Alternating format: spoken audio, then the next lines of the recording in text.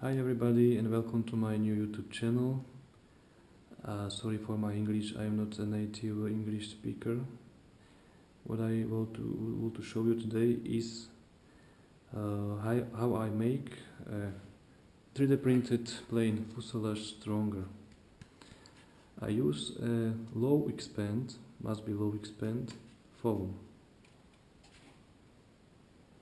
and it's much stronger and light.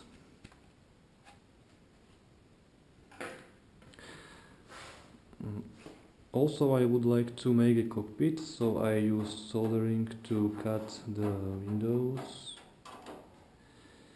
I 3D printed this panel, which I paint with acrylic colors.